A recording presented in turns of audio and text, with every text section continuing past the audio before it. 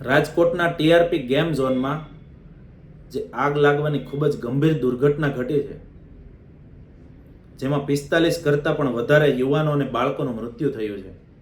ખૂબ જ ગંભીર દુર્ઘટના છે. સૌપ્રથમ તો જે બાળકો યુવાનોનું મૃત્યુ થયું છે એમના આત્માને ભગવાન શાંતિ આપે, એમના પરિવારજનો અને સ્વજનો પર આવી પડેલું દુઃખ અને સંકટ સહન કરવાની ભગવાન શક્તિ આપે એવી પ્રાર્થના કરું છું. આમની પાછળ જવાબદાર કોણ? આમની પાછળ આપણે સૌ જવાબદાર છીએ.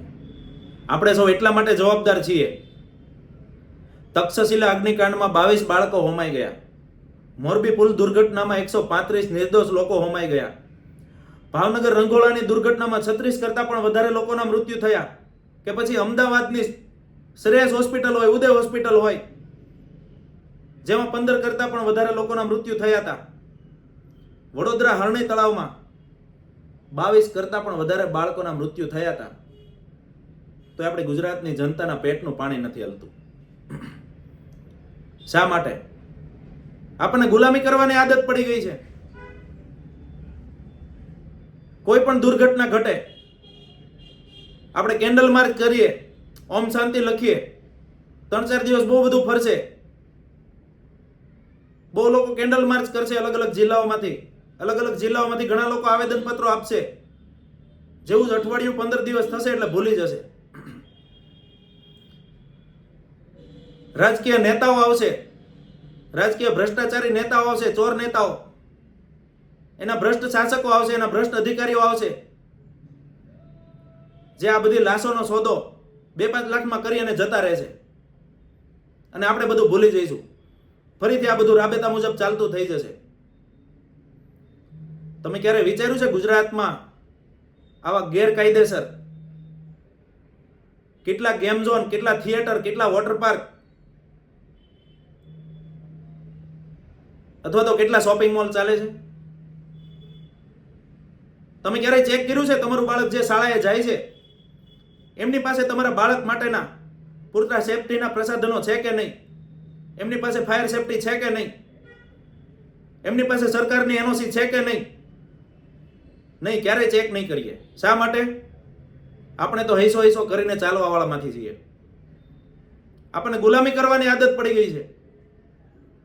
આનો એક દાખલો તમે જોયો હશે. જ્યારે મોરબી પુલ દુર્ઘટના ઘટી ત્યારબાદ ચૂંટણી આવી અને બધાને ખબર હતી કે મોરબી પુલ દુર્ઘટનામાં શું થયું છે, કોના પાપે આ લોકો મર્યા છે. છતાંય ગુજરાતની જનતાએ આ ચોર અને આ ભ્રષ્ટ શાસકોને જીતાડી અને ફરીથી દાખલો બેસાડી દીધો કે અમને ગુલામી કરવાની આદત પડી ગઈ છે. ક્યાં સુધી આ ભ્રમમાં જીવીશું આપણે? જ્યારે અમારી જેવા 25-50 લોકો આ ભ્રષ્ટ શાસકો, આ ભ્રષ્ટ સરકાર સામે લડત કરતા હોય,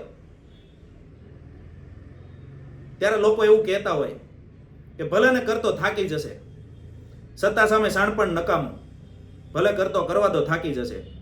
પણ જ્યારે આવી ઘટનાઓ ઘટે ને ત્યારે ખૂબ જ દુઃખ થાય.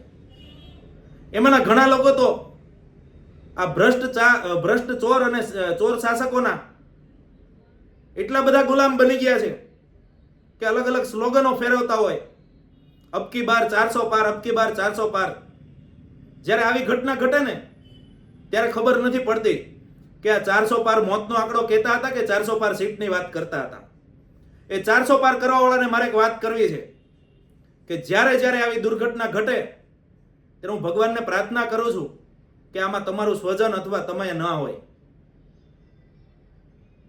હું ભગવાનને એવી પ્રાર્થના કરું છું કે આવી દુર્ઘટના ના ઘટે.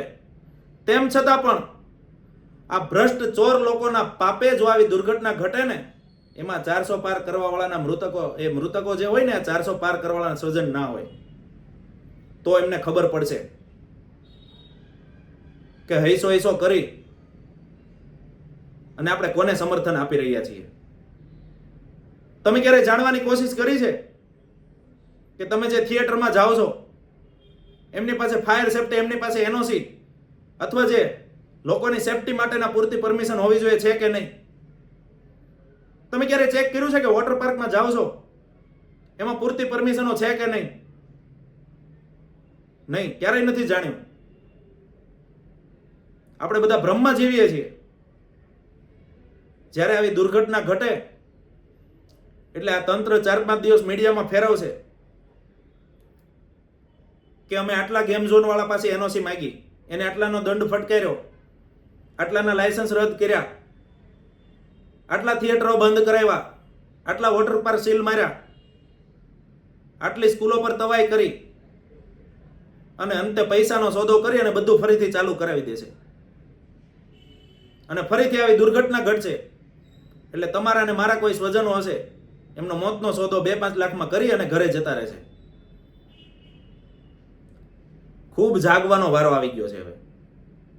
અમે જોયું તક્ષશિલા દુર્ઘટના વખતે અમારી જેવા 5-25 લોકો લડત કરતા હતા, ખૂબ લડત કરી, કઈ પરિણામ ના આવ્યું, લોકોએ સાથ સહકાર ન આપ્યો, અંતે થાકી અને ફરીથી બેસી ગયા.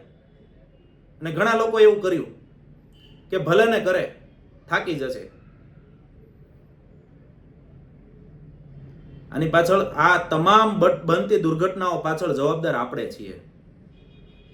જેથી કરી મારી એક વિનંતી છે કે આપણે કોઈ પણ જગ્યાએ જઈએ,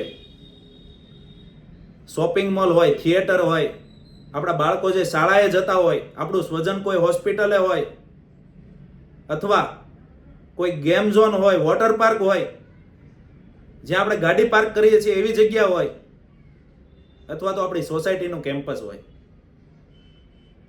આ તમામ જગ્યાએ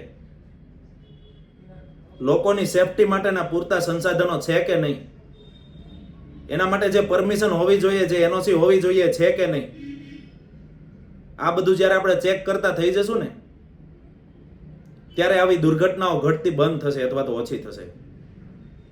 ખૂબ જ કડવી છે પણ સાચી છે. આ વાત ખૂબ જ સમજવા જેવી છે. જો આપણે આજે નહીં બદલાઈએ ને તો કાલે આવનારી પેઢી આપણને ક્યારેય માફ નહીં કરે.